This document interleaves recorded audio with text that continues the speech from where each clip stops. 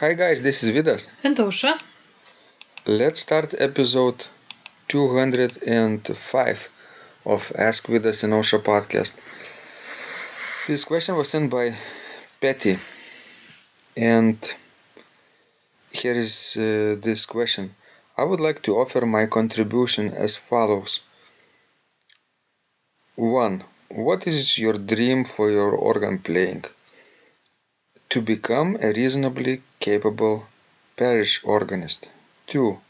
What are 3 most important things that are holding you back from realizing your dream? I would like to provide a brief background of myself to put into a better perspective. I will be turning 50 in a few days' time and have just retired. I started learning to play the piano since the age of 7 until my early 30s, when I have to leave for a job overseas. I have since been playing the piano, not very often, as a leisure hobby. That means only with sparing technical exercises. I have stood as a substitute organist a few times in 2016 and 17, which sparked my interest in taking organ lessons, and this started last September. I practice in the church a few times a week and will practice on the piano other times, finger exercises and piano pieces. To me, the 3 most important issues in adapting to organ playing is A. Adapting to the different touch in organ playing.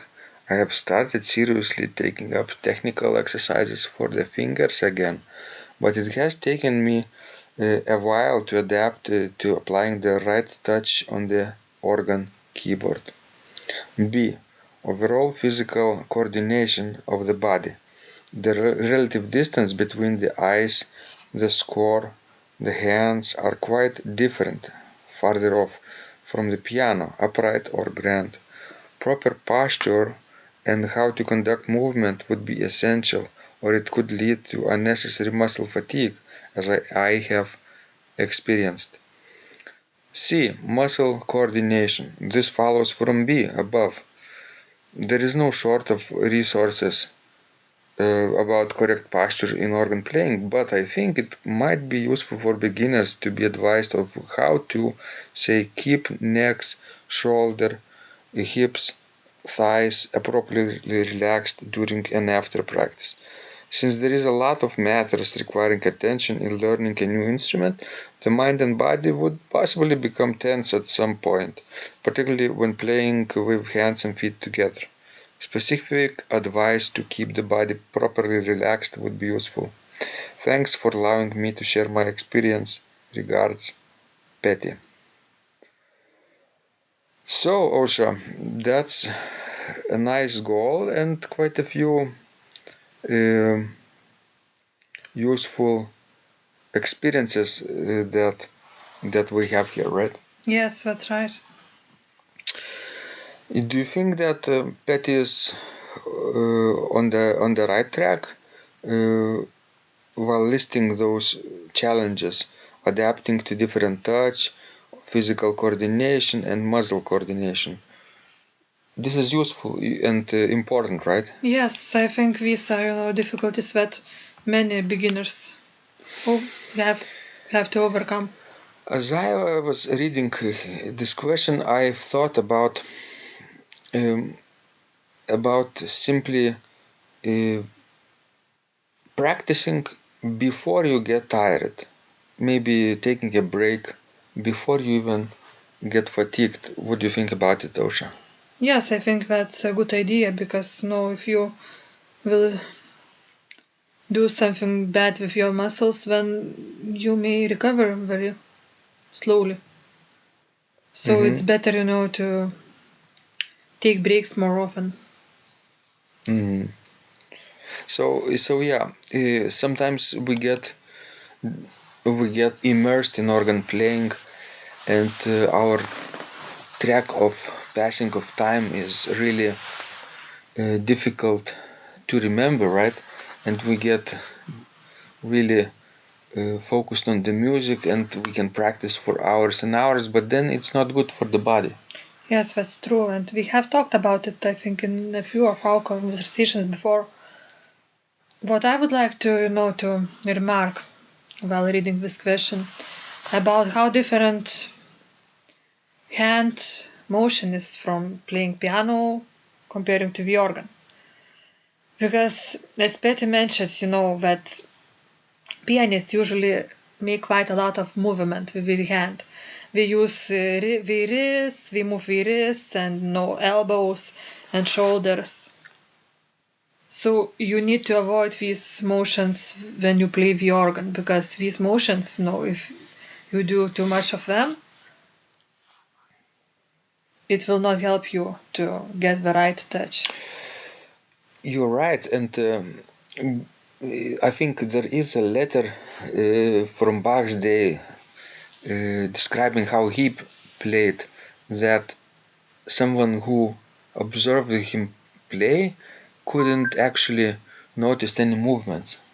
Yes, that's what you do when you play organ. It's not that you get tense and not move at all, but you still keep relaxed. Your arms, your whole body keeps relaxed, but you avoid all the unnecessary motions.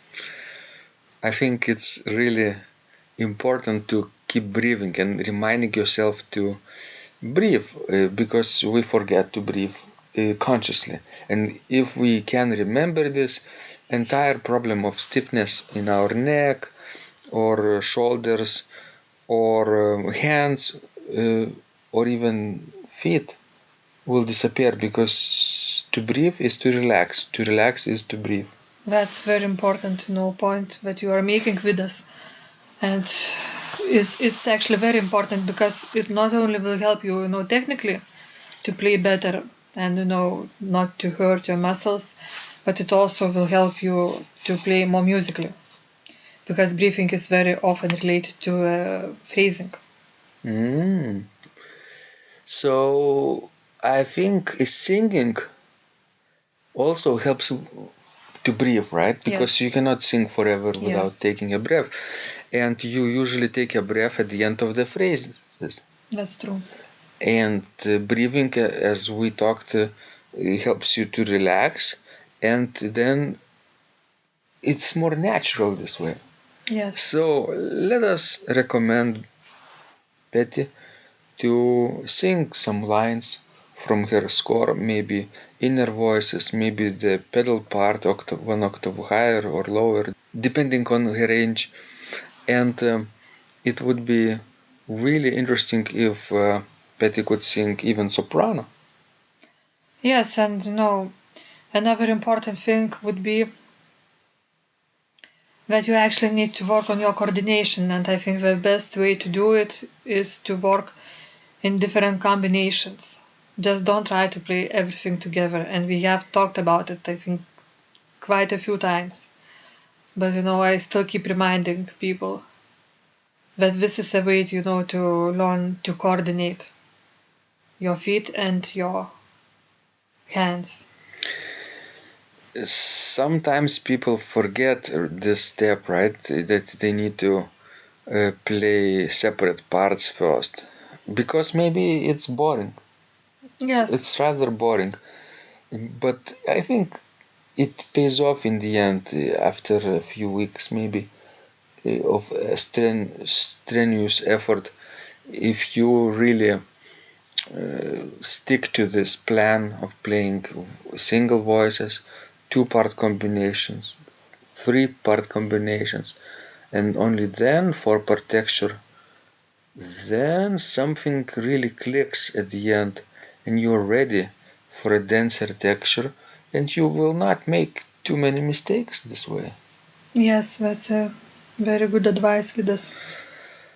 So guys, please continue practicing this way. The slower the better, right, Osha? Yes, that's true.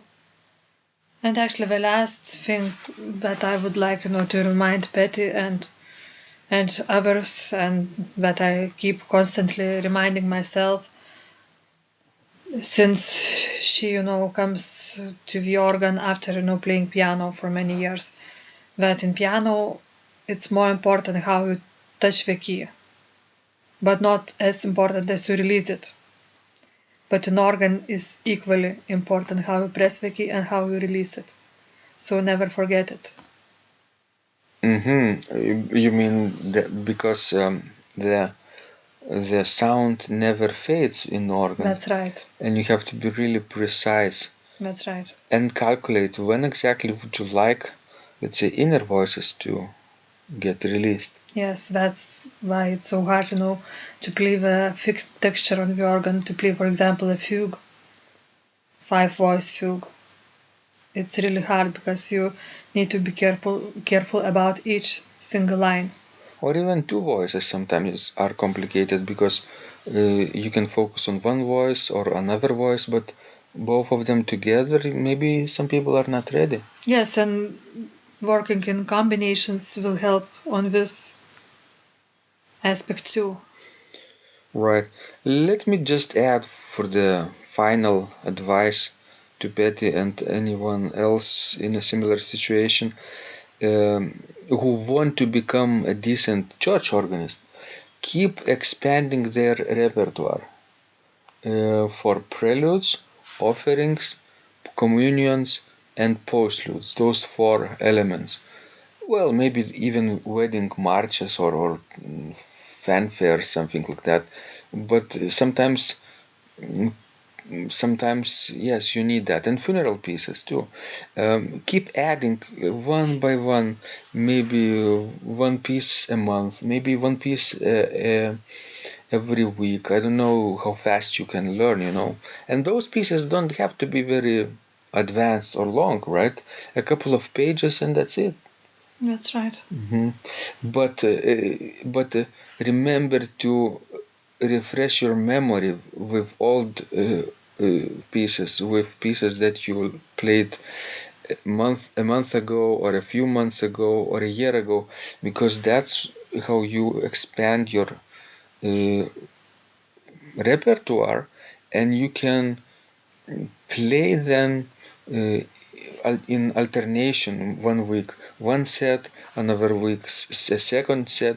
Maybe you would need just maybe a handful of sets to keep variety in your playing, and mix them together, those sets of pieces, right? So Yes. that people won't be able to guess what will be next, because that will become boring after a while. That's right. You have to keep them always guessing what the organist will play next. Thank you, guys. This was Vidas. And Usha, And remember, when you practice, miracles happen.